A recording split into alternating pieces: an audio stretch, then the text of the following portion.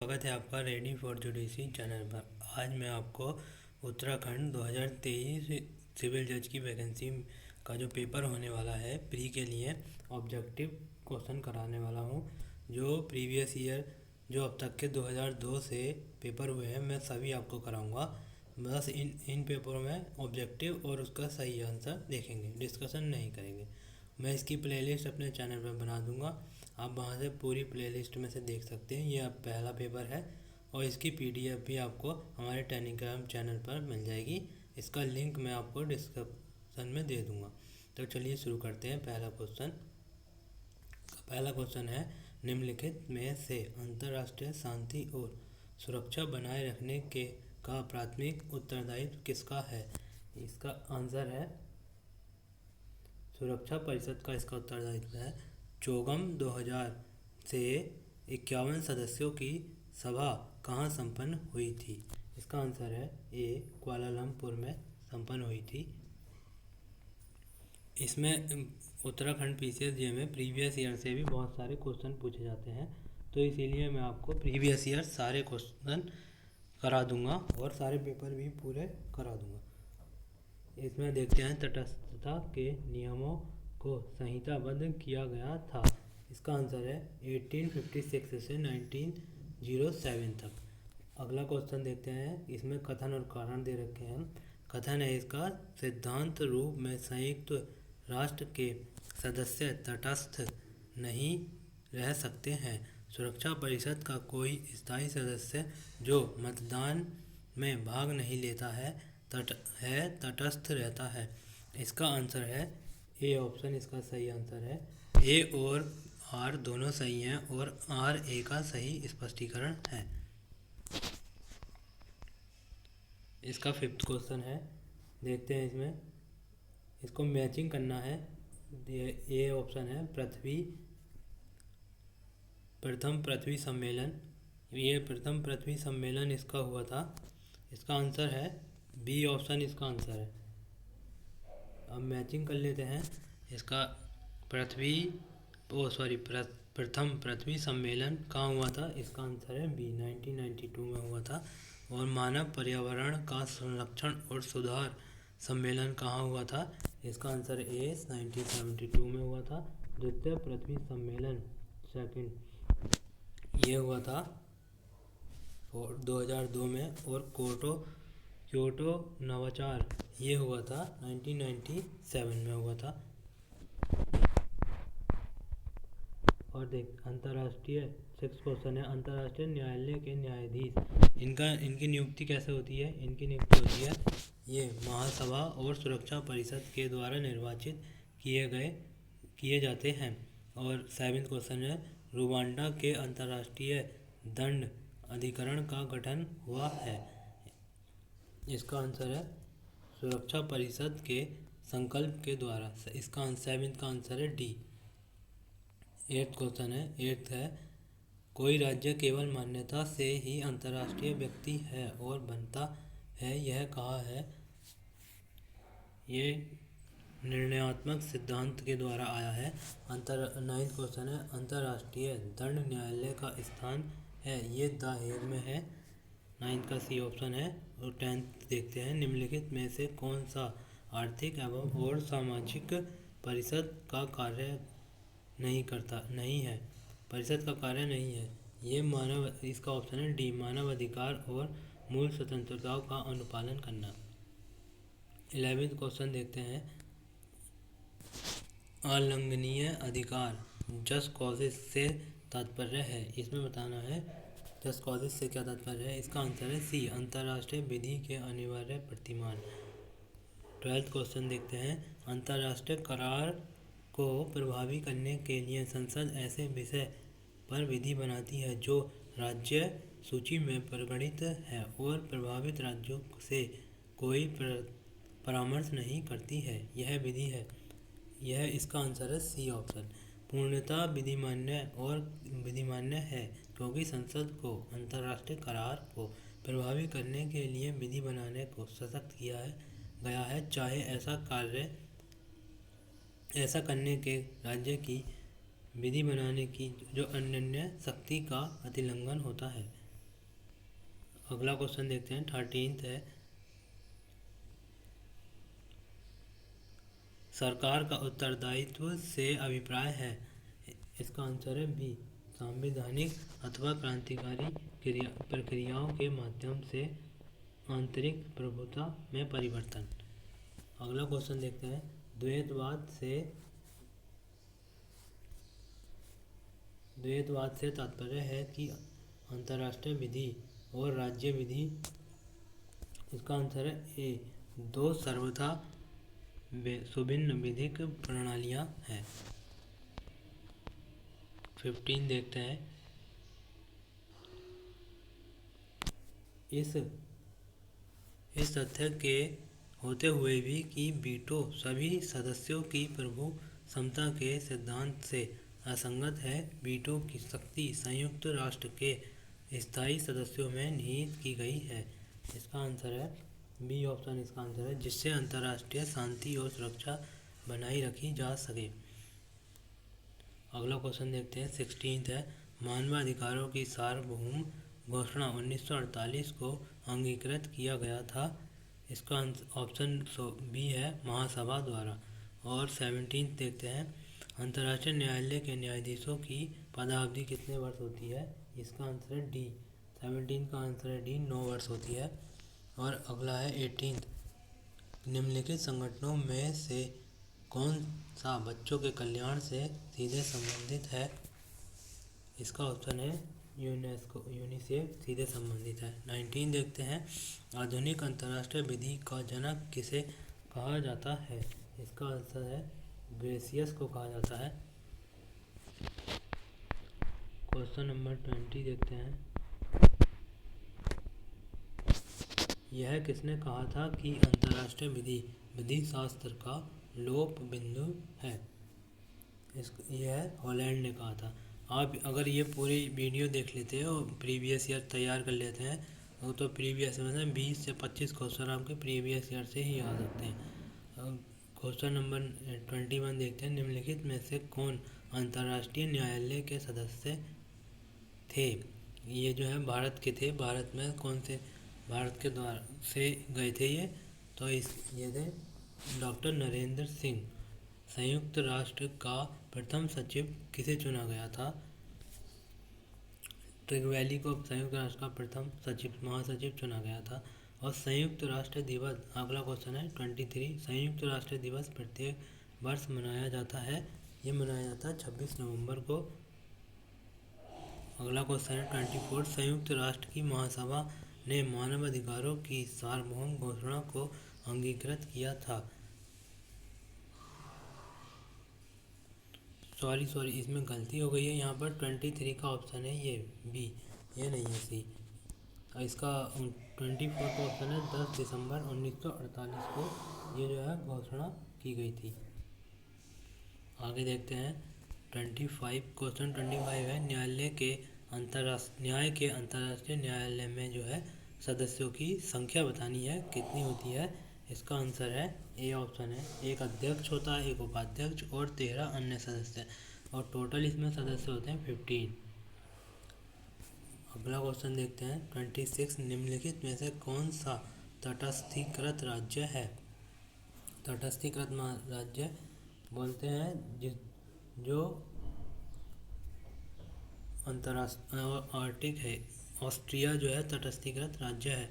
ये क्वेश्चन 27 देखते हैं, अंतर्राष्ट्रीय न्यायालय की गणपूर्ति होती है। गणपूर्ति के लिए जो है 9 सदस्य होना, 9 न्यायाधीश प्रेजेंट होने चाहिए उस समय पर।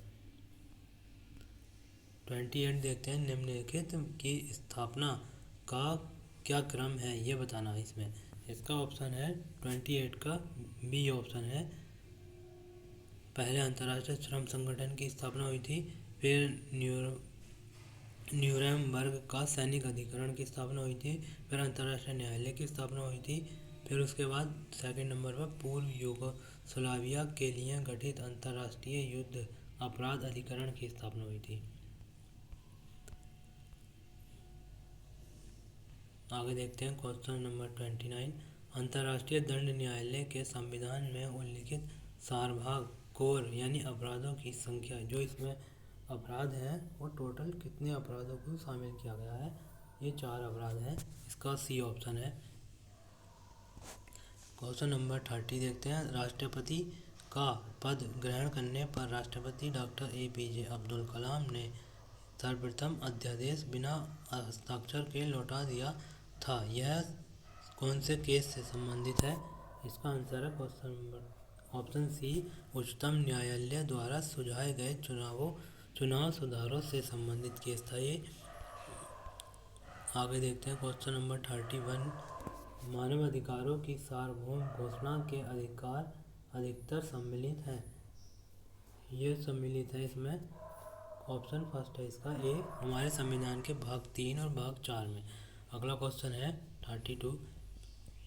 ये मैच करना है इसमें, तो इसका ऑप्शन आंसर बता देता हूँ मैं आपको। इसका आंसर है ऑप्शन डी। आगे देखते हैं। उच्चतम न्यायालय ने निजता के अधिकार को सन्निविष्ट किया है, यानी उच्चतम निजता का अधिकार, प्राइवेसी का जो अधिकार है वो कौन से आर्टिकल में सम्मिलित रखा गया है? ये इसका आर्टिकल है 21। क्वेश्चन 34 देखते हैं।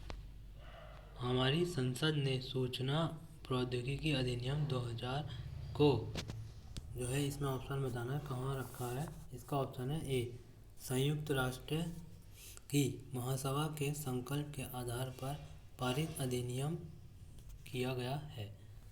क्वेश्चन 35 है। संविधान के आधारभूत ढांचे का सिद्धांत प्रतिपादित किया गया है। इसका ऑप्शन है सी, केशवानंद भारती बनाम केरल राज्य में।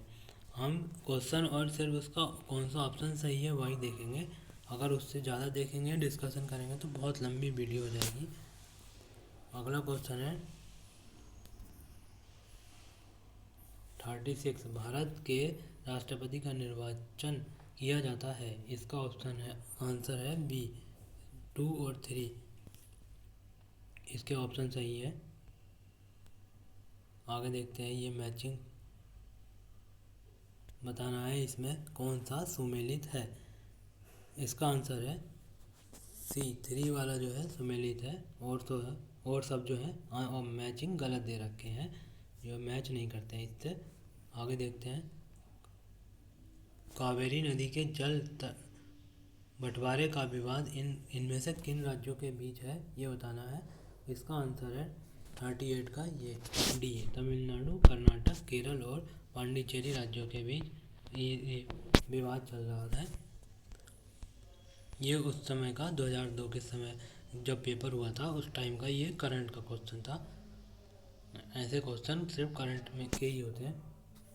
आगे देखते हैं क्वेश्चन नंबर 39। भारत के संविधान के अनुच्छेद 21 में डॉक्टर की सहायता का अधिकार सम्मिलित है। निम्नलिखित में से किस बात में ऐसा निर्णय दिया हुआ है? इसका आंसर है डी ऑप्शन, परमानंद कटारा बनाम भारत राज्य में दिया गया है। आगे देखते हैं अगला क्वेश्चन नंबर 40। निम्नलिखित बातों में से किस बात में भविष्यलक्षी विनिर्णय का सिद्धांत अपनाया गया है? इसका आंसर है ऑप्शन सी, IC गोरखनाथ बनाम पंजाब राज्य में। अगला क्वेश्चन है। भारत के संविधान के निम्नलिखित अनुच्छेदों में से कौन सा भारत के निर्वाचन आयोग को निर्वाचनों के अधीक्षण, निर्देशन और नियंत्रण की शक्ति प्रदान करता है? इसका आंसर है ए ऑप्शन, अनुच्छेद 324। आगे देखते हैं 42 क्वेश्चन है। विज्ञापन एक वाणिज्यिक वाक है, यह निर्णीत हुआ था। इसका आंसर है ऑप्शन नंबर डी। ये किस केस में बताया था? टाटा प्रेस लिमिटेड बनाम महानगर टेलीफोन लिमिटेड में बताया गया था। अगला क्वेश्चन है 43। भारत में राष्ट्रीय मानव अधिकार आयोग की स्थापना की गई थी। ये किस डेट को स्थापना की गई थी? इसका आंसर है बी, 12 अक्टूबर 1993 को 1993 को इसकी स्थापना की गई थी। भारत में प्रत्येक वर्ष विधि दिवस कब मनाया जाता है? ये बहुत बार क्वेश्चन पूछा जा चुका है, रिपीटेड है। उत्तर प्रदेश सिविल जज में भी बहुत बार पूछा जा चुका है, उत्तराखंड में भी 2-3 बार आ चुका है। इसका आंसर है सी, 26 नवंबर को जो विधि दिवस मनाया जाता है। आगे देखते हैं क्वेश्चन नंबर 45 है, निम्नलिखित में से कौन सा तृतीय पीढ़ी का मानव अधिकार है? थर्ड कैटेगरी का मानव अधिकार है, ये है विकास का अधिकार जो सभी को प्राप्त है। अगला क्वेश्चन है, उच्चतम न्यायालय के न्यायाधीश की नियुक्ति में वरीयता दी जाती है? इसका आंसर है भारत के मुख्य न्यायाधीश की राय को जो है दी जाती है। अगला क्वेश्चन है, परमादेश रिट परिवर्तन के लिए निर्गत किया जाता है? इसका आंसर है ऑप्शन नंबर बी, आज्ञापक कर्तव्य का। अगला क्वेश्चन देखते हैं, ये कथन और कारण का क्वेश्चन है।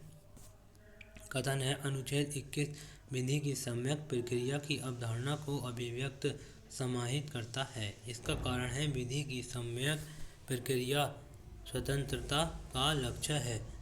इसका आंसर है ऑप्शन ए तथा आर दोनों सही है, परंतु आर एक का सही स्पष्टीकरण है। अगला क्वेश्चन है 49, मंत्रिपरिषद सामूहिक रूप से उत्तरदायी होती है? इसका आंसर है लोकसभा के प्रति सामूहिक रूप से उत्तरदायी होती है। अगला क्वेश्चन है 50, लोकसभा के अध्यक्ष के दल बदल के आधार पर अनर्हता के प्रश्न का निर्धारण किया जाता है? इसका आंसर है ऑप्शन सी, लोकसभा द्वारा निर्वाचित सदस्य के द्वारा किया जाता है। अब इसका सेकंड पार्ट शुरू होता है पेपर का, जिसमें लॉ के क्वेश्चन आते हैं, और फर्स्ट पार्ट में जो आता है कॉन्स्टिट्यूशन, करंट अफेयर्स और जो है इंटरनेशनल ऑर्गेनाइजेशन के क्वेश्चन आते हैं। चलिए देखते हैं आगे क्वेश्चन 51 है, नुकसानी के बाद का अधिकार है? इसमें है अनुयोज्य दावा नहीं है। क्वेश्चन 52 है, संपत्ति अंतरण अधिनियम की धारा 53A में दिया गया भागिक पालन का सिद्धांत? इसमें भागिक पालन का सिद्धांत बताना है। क्वेश्चन नंबर 52 का आंसर है डी, 2 और 3, यानी कि 1 सामयिक अधिकार है और 3 है बचाव में उपलब्ध होता है। 53 देखते हैं क्वेश्चन, कथन और कारण है। इसमें भी संपत्ति एक व्यापक शब्द है और इसमें प्रतिलिप्याधिकार शामिल है। इसका कारण है संपत्ति अंतरण अधिनियम पेटेंट सहित सभी प्रकार की संपत्ति पर विचार करता है। इसका आंसर है option number C, A option सही है और इसका कारण जो है आर गलत है। अगला क्वेश्चन देखते हैं, निम्नलिखित में से कौन सा संयोजन सही है? इसमें मैच करना है, इसमें बताना है कि कौन सा मैचिंग सही है। इसका ऑप्शन है ए ऑप्शन सही है, 2, 3 और 4 इसमें मैचिंग सही है। आगे ये देखते हैं, पूर्वबंध का उपचार निम्नलिखित बंधकों में से किसमें किया गया है? ये जो मॉर्गेज वाला होता है, इसमें पूर्वबंध किसमें लगाया जाता है ये बताना है। इसमें सशर्त विक्रय द्वारा बंधक, कभी कभी इसमें पूछ लिया जाता है कितने प्रकार के बंधक हैं, तो आप 6 प्रकार के बंधक होते हैं इसमें इंडर TPA में। आगे देखते हैं, निम्नलिखित में से क्या विक्रय का अनिवार्य तत्व नहीं है? इसमें बताना है सेल्स का अनिवार्य तत्व नहीं है, तो इसका आंसर है ऑप्शन डी, कीमत का नकद दिया जाना। जरूरी नहीं है कीमत जो है पैसे हाथों हाथ लिए जाएं, ये बाद में भी लिए जा सकते हैं।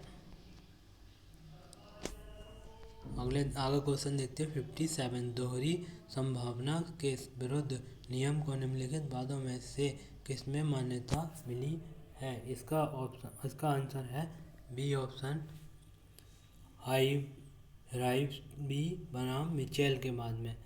और आगे देखते हैं 58 क्वेश्चन, संपत्ति अंतरण अधिनियम की निम्नलिखित धाराओं में से कौन सी धारा प्रतिस्थापित प्रतिभूति के सिद्धांत की विवेचना करती है? इसका आंसर है डी ऑप्शन, धारा 73 है। अगला क्वेश्चन देखते हैं, क्वेश्चन 59 है, निम्नलिखित में से कौन सा सही उत्तर है ये बताना है इसमें। इसका आंसर है संपत्ति अंतरण अधिनियम की धारा 60 बंधक डिग्री पर भी लागू होती है। इसका अगला क्वेश्चन है राम कुमार कुंडू बनाम मैक्विन ये 1872 के बाद का संबंध किससे है। ये बात बताना है किससे संबंधित है। ये दृश्यमान स्वामी से संबंधित है। इसका सेक्शन 41 में दिया गया है दृश्यमान स्वामी। ये क्वेश्चन बहुत बार पूछा जा चुका है, बार बार रिपीट होता है, इसलिए आप ये पूरा पेपर देखिएगा। इससे आपको 20 से 25 क्वेश्चन सभी पेपर से आप प्रीवियस ईयर से मिल जाते हैं। अगला क्वेश्चन देखते हैं 61। एक व्यक्ति अपने से अच्छा सत्व दूसरे को अंतरित नहीं कर सकता है। इस सिद्धांत के सूत्र को अंतरित संपत्ति अंतरण अधिनियम के यानी टीपीए के कौन से सेक्शन में जो है बताया गया है। इसका आंसर है ए सेक्शन 41, 42, 43 और 44 चारों सेक्शन में बताया गया है। आगे देखते हैं क्रमबंधन का सिद्धांत कौन से सेक्शन में दिया गया है। ये सिद्धांत बहुत पूछे जाते हैं, इसमें आपको बिल्कुल रट लेने चाहिए। आप कमेंट बॉक्स में सिद्धांत जो है इसके डॉक्ट्रिन सब में आपको आप कमेंट बॉक्स में लिख दीजिएगा अगर आपको वीडियो चाहिए तो, या मैं अपने टेलीग्राम चैनल पर पीडीएफ भी डाल दूंगा। आप कमेंट कर दीजिएगा जिससे कि मैं आपको वीडियो बनाकर दे सकूँ। इसका A62 का आंसर है ए ऑप्शन। ए ऑप्शन सही है, 56 और 81 में है। और इसका क्वेश्चन नंबर 63 देखते हैं। संपत्ति अंतरण अधिनियम की सेक्शन 58A परिभाषित करता है। इसमें इसका ऑप्शन है सी। इसमें बंधक, बंधककर्ता, बंधकदार, बंधक धन और बंधक विलेख ये सभी की डेफिनेशन इस सेक्शन में दी गई है। आगे देखते हैं आगे देखते हैं क्वेश्चन नंबर 64। हिंदू दत्तक और भरण पोषण अधिनियम के अधीन माता जो है अपने पुत्र के परिवार के साथ रहने की हकदार है। इसका आंसर है ए ऑप्शन। 64 का ऑप्शन ए सही है। आगे देखते हैं 65। हिंदू विधि में निम्नलिखित में से कौन से विवाह के प्राचीन तरीके स्वीकृत किए गए हैं। इसका ऑप्शन है 65 का आंसर है बी ऑप्शन जो अहर्ष और प्रजापत्य जो इसका आंसर है। आगे देखते हैं 66 क्वेश्चन। एक 17 वर्ष का लड़का और 15 वर्ष की लड़की के विवाह कर लेते हैं, यह विवाह कहलाएगा विधिमान्य और दंडनीय विवाह कहलाएगा। और आगे देखते हैं 67। ए अपने बड़े भाई की विधवा बी से विवाह कर लेता है तो यह विवाह क्या कहलाएगा, यह विधिमान्य विवाह कहलाएगा। इसमें शून्य नहीं कहलाएगा, ये विवाह विधिमान्य विवाह कहलाएगा। आगे देखते हैं क्वेश्चन 68। अपनी पत्नी की संपत्ति के बिना एक हिंदू पुरुष द्वारा गोद लिया जाना। अपनी पत्नी की सम्मति नहीं ली है और एक हिंदू पुरुष ने जो है बच्चा गोद ले लिया है, तो वो बच्चा जो है बिना अनुमति के गोद लिया है तो वह शून्य कहलाएगा। अपनी फैमिली में डिस्कशन के बाद ही लिया जा सकता है। इसका क्वेश्चन 69 देखते हैं। एक हिंदू की सामुदायिक संपत्ति किसको मिलती है। इसमें विभाजन के बाद जो है इसका आंसर है बी ऑप्शन। इसका आंसर है 2 और 3। उत्तरजीविता से न्यायगत होती है और विभाजित की जा सकती है।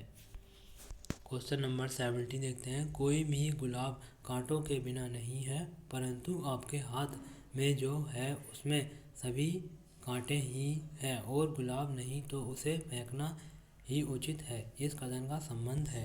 इस कथन का संबंध बताना है किससे। इसका आंसर है विवाह विच्छेद के असाध्य व्यवधान के सिद्धांत से संबंधित है। क्वेश्चन नंबर 71 देखते हैं। हिंदू दत्तक एवं भरण पोषण अधिनियम 1956 के अंतर्गत एक हिंदू स्त्री पुत्र या पुत्री का दत्तक ग्रहण कर सकती है, यानी कि सिंगल पेरेंट्स बन सकती है। तो यह अविवाहित, अगर वह अविवाहित है तो ले सकती है, अगर वह उसकी शादी हो गई है तो वह अपनी हस्बैंड की जो है परमिशन से दत्तक ले सकती है। इसका 72 क्वेश्चन देखते हैं। हिंदू विवाह अधिनियम 1955 में विवाह विच्छेद से संबंधित है। कौन सी धारा में विवाह विच्छेद से संबंधित है? और तो धारा 13 संबंधित है। आगे देखते हैं 73 क्वेश्चन। हिंदू विवाह अधिनियम में दाम्पत्य अधिकारों के प्रतिस्थापन का उपबंध किस धारा में किया गया है? 73 का आंसर है ए, सेक्शन 9। आगे देखते हैं क्वेश्चन नंबर 74। हिंदू विवाह अधिनियम 1955 में प्रयुक्त हिंदू शब्द में निम्नलिखित में से कौन नहीं आता है? इसमें देखते हैं, इसका आंसर है पारसी जो है हिंदू में नहीं आते हैं। सिख, जैन और बौद्ध जो है हिंदू में आते हैं। क्वेश्चन 75 देखते हैं। हिंदू विवाह अधिनियम 1955 के अंतर्गत प्रतिसिद्ध नातेदारी में व्यक्तियों का विवाह प्रतिसिद्ध जो नातेदारी है उसमें जो अगर विवाह कर लेगा तो वह विवाह शून्य विवाह कहलाता है। मुस्लिम विधि में भी ऐसा ही है। और आगे देखते हैं 76 क्वेश्चन नंबर। एक हिंदू पति द्वारा जारकर्म पर स्त्री जारकर्म होता है। वैसे भी अब जो है जस्टिस दीपक के द्वारा जो है जारकर्म को समाप्त कर दिया गया है, लीगल कर दिया गया है। इसका आंसर है ऑप्शन डी, विवाह विच्छेद और न्यायिक पृथक्करण दोनों का आधार है। क्वेश्चन 77 देखते हैं। एक अवयस्क हिंदू बालक का नैसर्गिक संरक्षक होता है। इसका आंसर है डी ऑप्शन, माता पिता दोनों इसके लीगल संरक्षक होते हैं। अगला क्वेश्चन 78। हनुमान प्रसाद बनाम मुंबई या बम्बई का बाद संबंधित है। इसका आंसर 78 का आंसर उपरोक्त सभी सही है, उपरोक्त में से किसी से नहीं। इसका आंसर सही है, डी ऑप्शन। आगे देखते हैं क्वेश्चन नंबर 79 देखते हैं। हिंदू विवाह अधिनियम 1955 की किस धारा में विवाह की शर्तों का उल्लंघन किया गया है? इसका आंसर है ए ऑप्शन, सेक्शन 5 में। आगे अगला क्वेश्चन देखते हैं क्वेश्चन 80। हिंदू उत्तराधिकार अधिनियम 1956 की किस धारा में महिला हिंदुओं के मामले में उत्तराधिकार के सामान्य नियमों का उपबंध किया गया है? इसका आंसर है सेक्शन 15, ऑप्शन ए सही है इसका 15। 81 देखते हैं। हिंदू विवाह अधिनियम 1955 विवर्त हुआ था, यानी कि कौन सी तारीख से जो ये लागू हुआ था? यह है 18 मई 1955 से लागू हुआ था। आगे देखते हैं क्वेश्चन 82 है। दास्तान वर्सेस दास्तान का बाद जो है किससे संबंधित है? 82 का आंसर है बी ऑप्शन, विवाह विच्छेद से संबंधित है। 83 देखते हैं। निम्नलिखित में से कौन सा कथन सही है? 83 का ऑप्शन बी जो है सही है। पारंपरिक सहमति से विवाह विच्छेद हिंदू विवाह संशोधन अधिनियम 1976 के द्वारा पुनः स्थापित किया गया है। क्वेश्चन देखते हैं 84 का जो है इसमें मैचिंग वर्ड मिलाना है। इसका मैं आपको आंसर बता देता हूँ। इसका ऑप्शन जो है ए सही है, ऑप्शन ए बिल्कुल इसका सही है मैचिंग वर्ड का। आगे देखते हैं क्वेश्चन नंबर 85। ये कथन कारण वाला क्वेश्चन है, तो इसमें देखते हैं कथन है हिंदू विधि में द्विविवाह शून्य होता है। इसका कारण है शून्य विवाह से उत्पन्न शिशु अपने माता पिता का धर्म शिशु होता है। 85 का आंसर है ए और आर दोनों सही है, आर ए की सही स्पष्टीकरण है। आगे देखते हैं 86 क्वेश्चन है। कौन मुस्लिम विधि का प्राथमिक स्रोत नहीं है? इसमें बताना प्राथमिक स्रोत नहीं है, बी ऑप्शन शरीयत जो है मुस्लिम विधि का प्राथमिक स्रोत नहीं है। क्वेश्चन 87 देखते हैं। धात्र्य पालन के आधार पर मुस्लिम विवाह जो है शून्य होता है, यानी बातिल होता है। धात्र्य संबंध का मतलब होता है दूध से संबंधित, जिसने एक ही माँ का दूध पिया है उससे संबंधित जो है ये होता है धात्र्य पालन का संबंध। इसमें 88 देखते हैं। निम्नलिखित में से कौन मुस्लिम विधि का स्रोत नहीं है? इसका आंसर है ऑप्शन डी, उपरोक्त में से कोई, स्रोत नहीं की जगह स्रोत है। इसमें उपरोक्त सभी कुरान, इजमा, कियास सभी इसके मुस्लिम विधि के जो है स्रोत हैं। क्वेश्चन 89 देखते हैं, एक नाबालिग मुस्लिम लड़की का विधिक संरक्षक कौन होता है?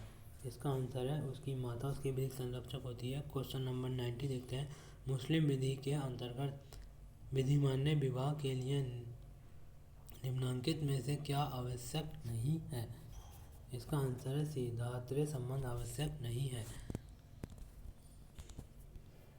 आगे देखते हैं क्वेश्चन नंबर 90, मुस्लिम विधि में मेहर जो है, मेहर के बारे में देखते हैं तो इसका ऑप्शन सी सही है। पति द्वारा पत्नी के प्रति आदर का कर्तव्य है, विवाह का प्रतिफल है, पत्नी का एक विधिक अधिकार है। ये तीनों सही है, ऑप्शन सी इसका सही है। आगे देखते हैं 92, तलाक उल बिद्दत, इसमें देखते हैं इसका आंसर क्या है। तलाक उल बिद्दत के बारे में बताना है। ये जो है पूर्ण और अप्रतिसंगरणीय तलाक है। क्वेश्चन नंबर 93 देखते हैं, भारत में पारिवारिक संबंधों में लागू होने वाला कानून कौन सा है? इसका ऑप्शन सी है, धार्मिक विधि जो है इसमें लागू होती है। आगे देखते हैं क्वेश्चन नंबर 94 देखते हैं, भारत में संविधान के अंतर्गत पारिवारिक विधि के सभी पहलू आते हैं। पारिवारिक विधि के सभी पहलू जो आते हैं वो, इसका आंसर है समवर्ती सूची में आते हैं।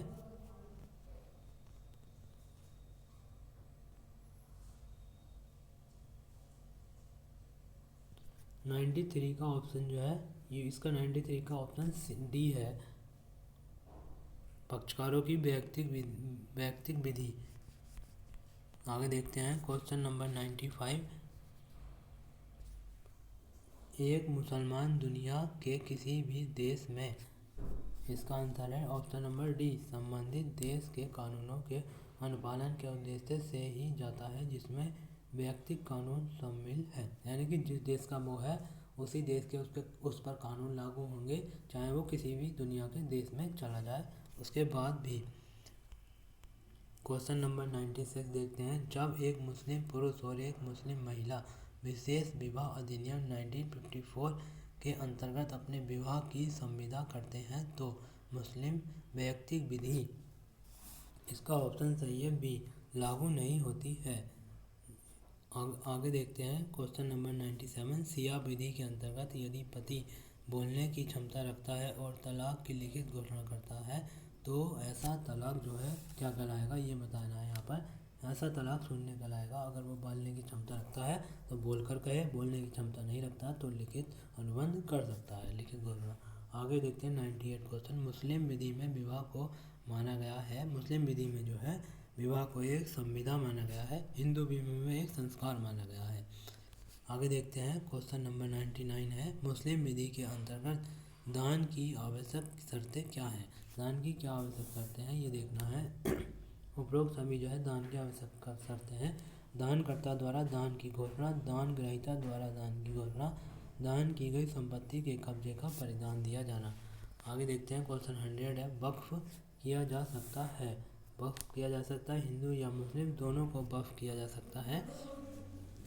आज हम 100 ही क्वेश्चन देखेंगे। 100 क्वेश्चन मैं आपको बहुत जल्दी ही अगली वीडियो में दे दूंगा। अगर आपको वीडियो अच्छी लगी हो तो आप चैनल को सब्सक्राइब और वीडियो को लाइक कर दीजिएगा। बहुत बहुत आपका धन्यवाद। वीडियो को पूरा देखिएगा जिससे कि आपको प्रीवियस ईयर क्वेश्चन से बहुत से क्वेश्चन मिल सकें जो आपके आने वाले पेपर में सही हो सके।